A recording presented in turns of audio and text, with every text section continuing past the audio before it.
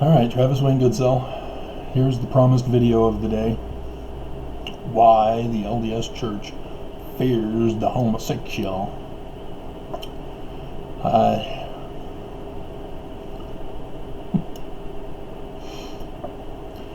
In the book of Genesis, there's this mythical place where Lot,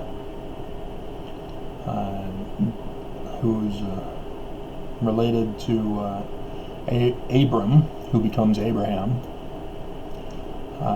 goes to live. Abraham allows Lot to choose where Lot wants to own land, as if they get to own the land.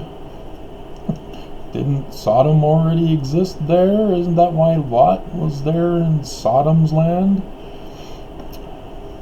Sure, that wasn't the point of the story. But Sodom is a very wicked place. And there's an incident where men go blind simply by asking Lot if they can get to know the messengers, not angels, messengers. They come to visit him to tell him, you need to get out of this place, it's going to be destroyed. So they all go blind, and thus the joke when I was at an award ceremony in Riverton back in high school, where during our break period a group of us guys went to the stores, and there was this one store that had a staircase going to an upper room in the store.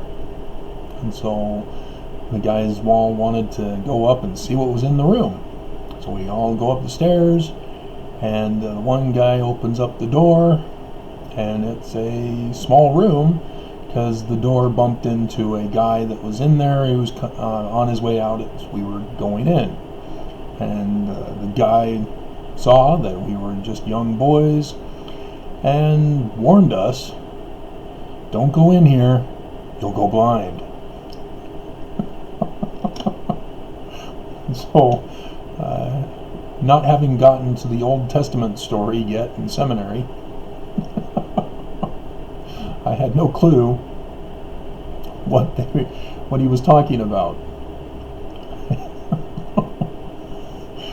They were all old postcards, pinup cards from the early 1920s.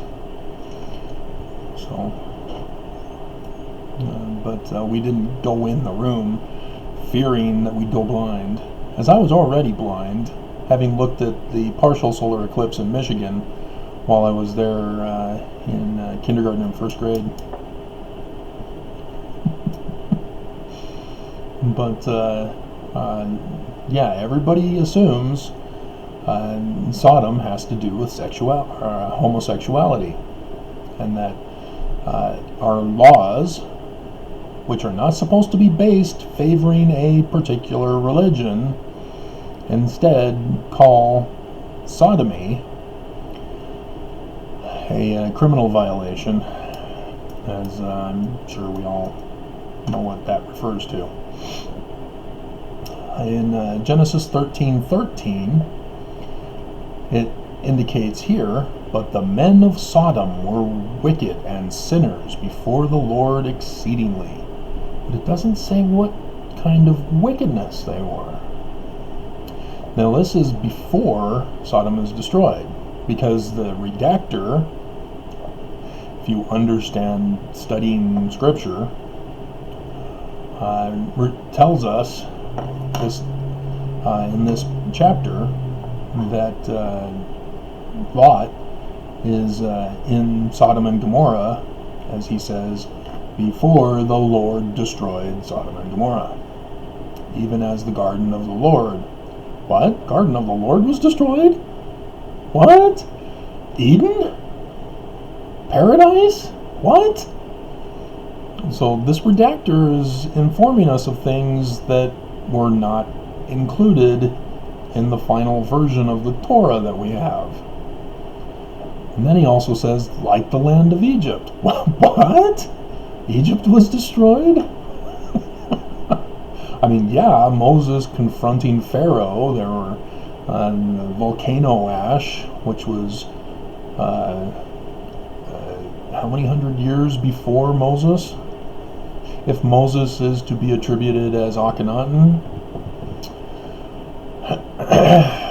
And so, yeah, there's a lot of confusion in the biblical text, as scholars get confused when they try to assign one historical event for one biblical event, or one historical character for one biblical character. That's not what I'm here to talk about. We're here to talk about the footnotes of the Church of Jesus Christ of Latter-day Saints. In this particular passage, it's not talking about the destruction of Sodom and Gomorrah. It's only referring to a previous thing. And so, in verse 10, where it says, before the Lord destroyed Sodom and Gomorrah, there's footnote A. You go down to footnote A, and it says, Genesis chapter 19, verse 24. And it says, for the context, verses 24 and 25. Then it has Deuteronomy chapter 32, verse 32. Then it has Isaiah chapter 3, verse 9, or 9 through 11 for context. It's missing. That one that is missing is put in, but the men of Sodom were wicked and sinners. And so we're left to assume, as a reader, if you actually look at the footnotes, you come across 10 and Sodom. Okay, well, what is Sodom? I need to find out. So they go to the footnotes in 10a, and they look, oh, okay, Sodom, got it. And so when they get to 13, but the men of Sodom, oh, again, we're on Sodom. I already looked at scriptures for Sodom. They don't bother to look it up. Mormons don't look it up anyway. They don't study their scriptures and look at the footnotes. Because if they did in the English, it's a mess. That's why I was among the group called in to fix the footnotes for the Guide to the Scriptures for the foreign language editions that came out in 2009. And so, yes, this is why I know why the footnotes are the way they are, and why this is bombshell material that you're about to hear. And so, in 13a, they reference Ezekiel chapter 16, verse 49.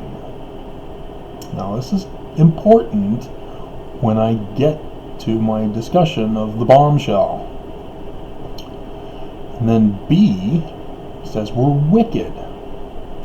So on the appearance, the original guys who did it back in the 70s, who did these footnotes back in the 70s, wanted Mormons to believe that the wickedness of the men of Sodom was homosexuality.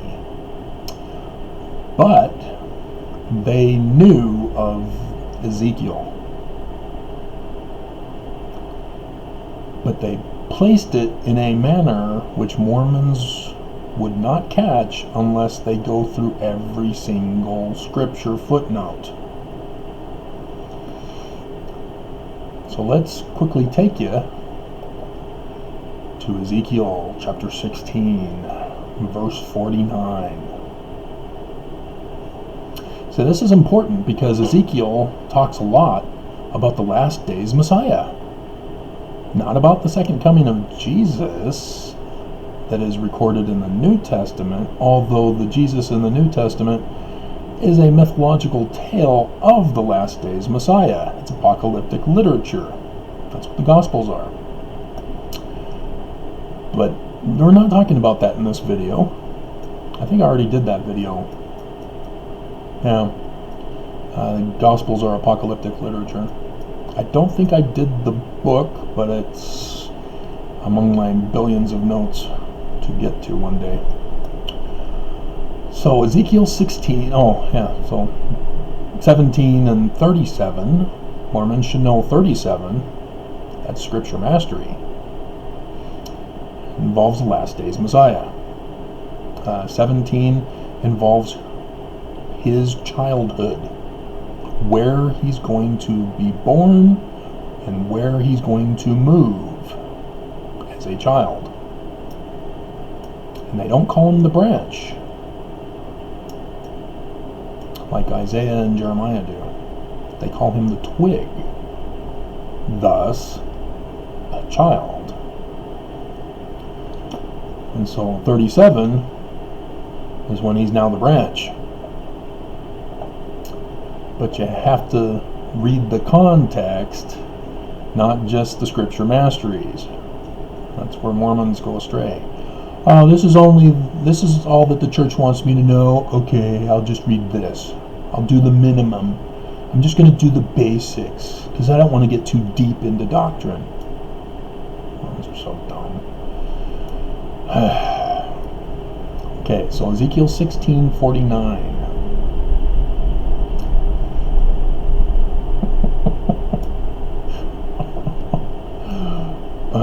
Unbelievable. Looking at the footnotes. Okay. Behold, this was the iniquity of thy sister Sodom. So here we are. This is explaining what that sin was that Sodom was destroyed by the Lord for. Pride. Okay. People can define pride however they want. No. This is the English translation of the Hebrew word, but they don't give you the Hebrew word here, as they ought to. Fullness of bread. What does that mean? Obviously, that's their staple. That's how they live. If you have a fullness of bread, you're rich, because you got lots of food. And abundance of idleness. Not idolatry, idleness. So they have tons of food. Because of the tons of food, they're wealthy. Because they're wealthy, they're lazy. Footnote adequately identifies idleness with the topical guide, idleness, laziness. So I did that right. Was in her and in her daughters. Neither did she strengthen the hand of the poor and needy. That 100 billion in tax scandal of tithing is now a little bit more obvious, isn't it? That's why the church wants it to be homosexuals and not neglecting the poor. And so if you look down at the footnotes for 50a, and hast justified thy sisters. You look down, Jeremiah 23:14, and TG, homosexuality. Thus, when we were working on this in the top committee that I was in, only 4 people in that top committee, as we were reviewing the work of everyone else that had been done already.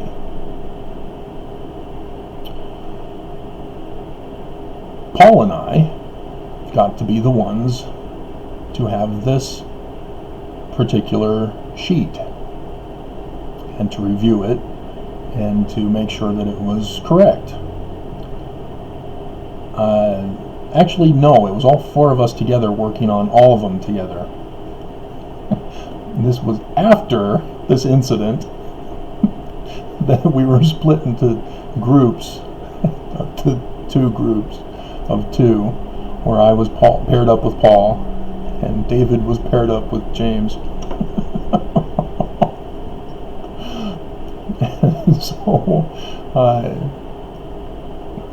I saw that it was in the wrong place. But not only that, I also recommended to the group that we move Ezekiel 16 into Genesis so that it's adequately represented where it talks about the wickedness of Sodom, so that people understand that the reason why God destroyed Sodom and Gomorrah was because they neglected the poor. It had nothing to do with homosexuality.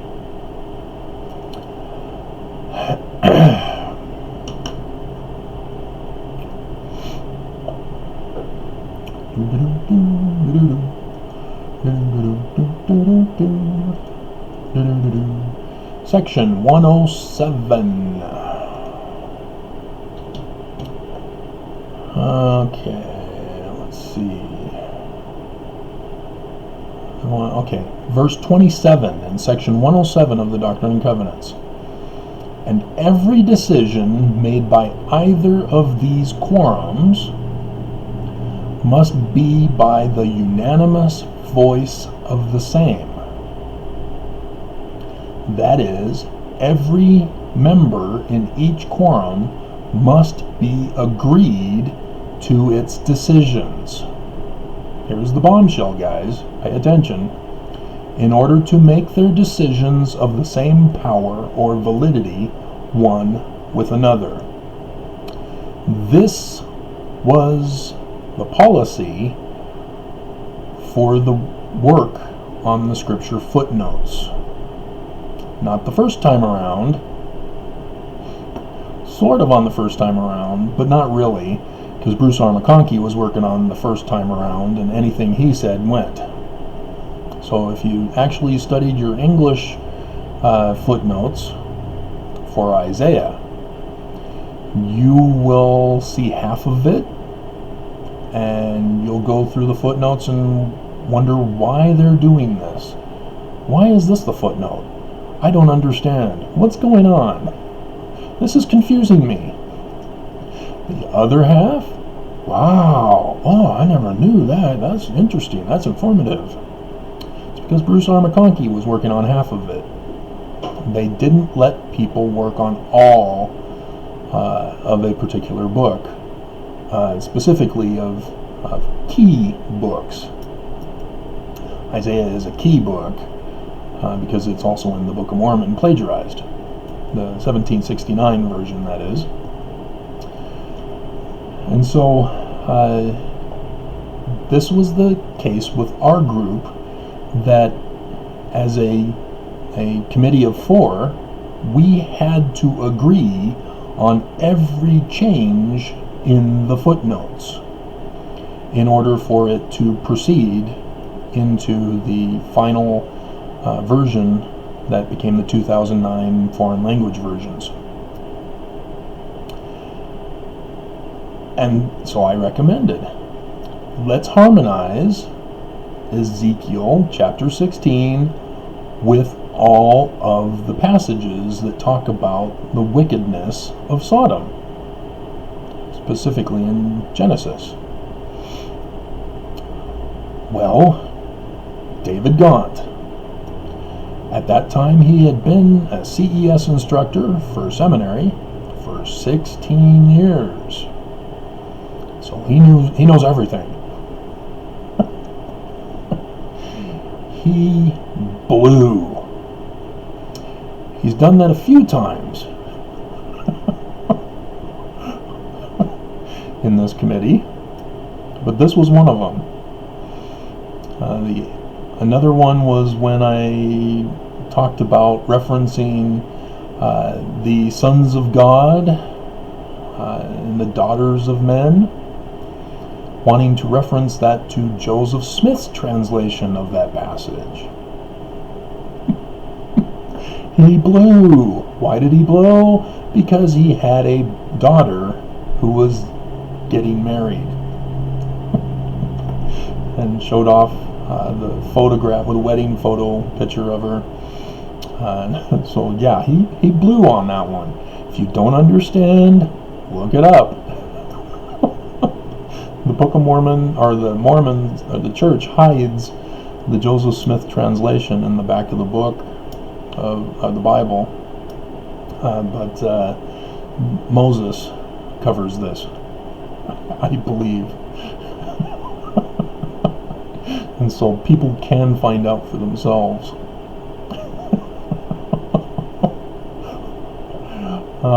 Another one was when I said the Egyptians saw sunbeams as what Mormons refer to as the spirit element.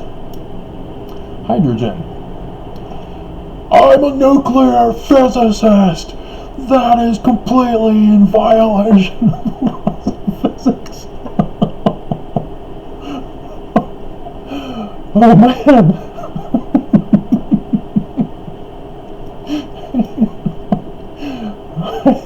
So he did not like me. He went to whine and complain and cry to the supervisor to get me out of the committee because I'm just causing trouble. Even the farm's apologists found out I was in the committee, and they also said, "Oh, you need to get him out of that committee. No, he can't be. No, he's a troublemaker."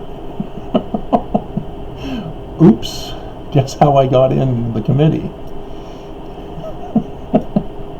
There's this thing called untouchableness.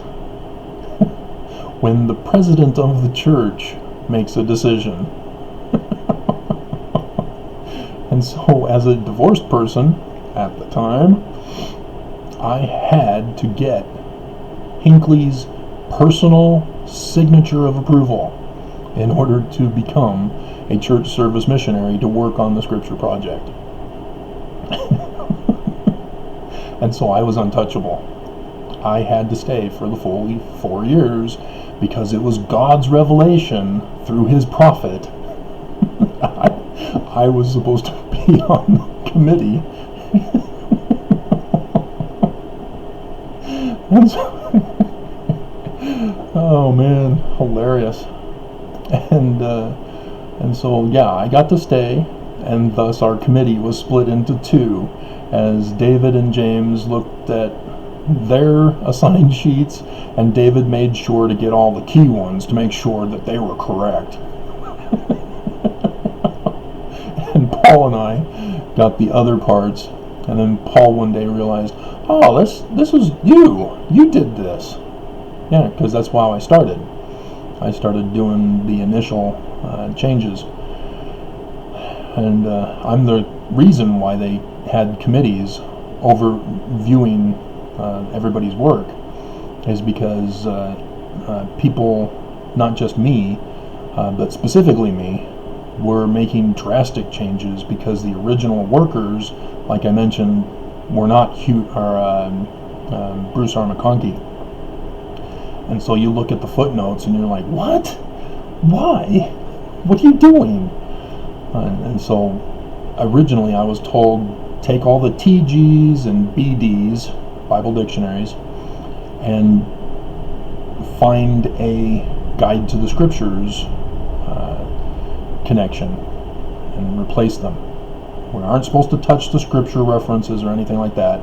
But they realized what I was doing was better. And I was going very fast. And so they allowed my work, even though they tried to tell me over and over again, you don't need, no, please don't do this, no, don't do that.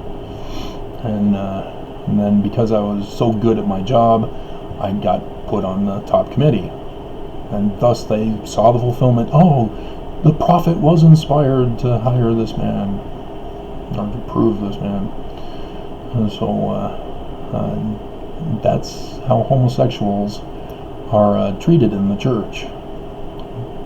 Mormons are homophobic because of this, because they believe, as church service missionaries and leaders have led Mormons to believe that it was homosexuality that caused the destruction of Sodom and Gomorrah. And that's just not the case. And the real case is that neglecting the poor is what destroyed Sodom and Gomorrah. And the church does not want that to be revealed because they've got hundreds of billions of dollars, not just in assets, but in cash, like the $100 billion for just tithing alone. And what are they doing for charity? Before I knew about the $100 billion scandal in tithing, I was estimating, because of the $32 billion that got exposed by Fox 13 Utah, that they were giving 0.05% in charity. That's nothing. You can't call yourselves charitable by giving that less, that low amount. And so with this hundreds of billions scandal, it's even less than 0.05%. The church just doesn't even care to help the poor and the needy.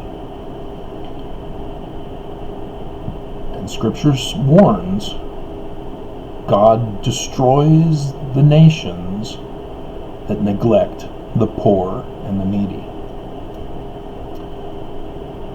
And so Mormons, guess what? They say that when lightning strikes, you're supposed to crouch down with your arms over your head and stick your butt in the air. Not to make a homosexual joke, heaven forbid if I do that, but just to prepare you, lots of Boy Scouts get struck by lightning here in Utah. Haven't heard of any such cases for a while now, but at one point in time there are a lot of Boy Scouts dying. And you Mormons know what I'm referring to when I talk about being struck by lightning. Section 85. I should do a video on that on this channel. I've already talked about it in other places. So, I gotta get going on the motion to recuse in the case of me versus the church. So now you know the rest of the story.